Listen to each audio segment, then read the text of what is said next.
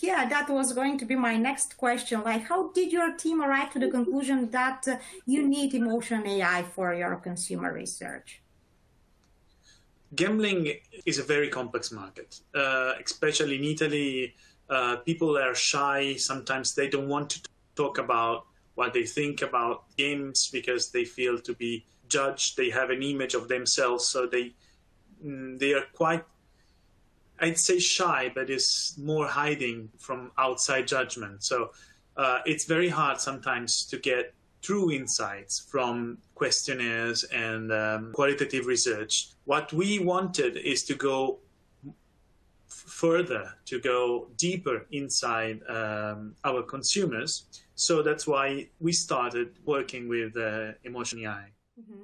And from our conversations in the past, I know that you have used eye tracking technologies and facial coding technologies in the past, in your previous projects. What was different with Entropik tech? Well, we are used to using both the two things since quite a couple of years. Actually, personally, I've used eye tracking for the first time, and it was 2006, I guess. It's a very long time. And but the two things were never used together, and the connection between eye tracking and emotion, it's huge, and increase the power of the tool in an immense way, because when you can measure what's the emotion of a person while he or she is watching something, you can really understand what moves the emotion, what drives the emotion, what's the stimuli. So basically, you can really focus on what has been tumor hard. And because, of course, yes, when you crossing visual and emotions. So that's the big thing that we found in Entropik. Yeah. Well, maybe it will be even easier for the people who have joined this conversation to understand if you tell us how exactly did Entropik help you in your current project. Like, tell us a little bit more about what this project was around, of course, as much as comfortable you feel about sharing. Okay, just in few times. Okay, we run 3 times a week a TV show that is the Lotto draw. So basically, we have an hour in which there is this the draw of our national lottery, basically. This show is presented by a local showgirl, and we had a contract that was due to expire. So our business wanted to understand whether this girl was adding value to the show or was neutral, because basically she is reading the numbers, so it's not doing anything special rather than reading the numbers.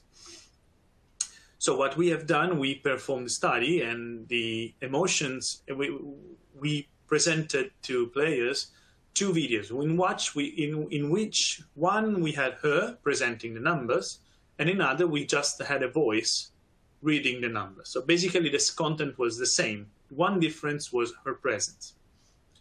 What came out is that all the KPIs, attention, positive emotions, were extremely stronger while she was there rather than when she was not there.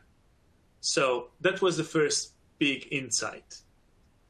What brought us, let's say, more from Entropik tech was that using both the emotion AI and the eye tracking, we found out that in one moment in which we were promoting our app, that for us, as you can imagine, I guess everyone now in the world is promoting their own proprietary app, we had a better results without the showgirl, because with the host, with her in the video, the attention is drained by her talking about the app.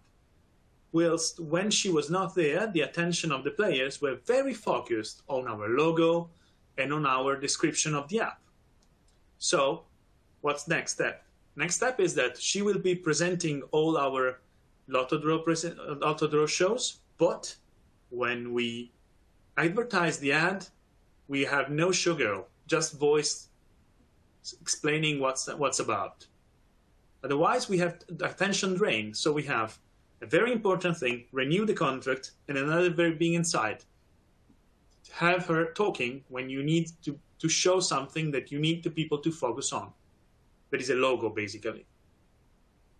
So very big insight for us, very useful.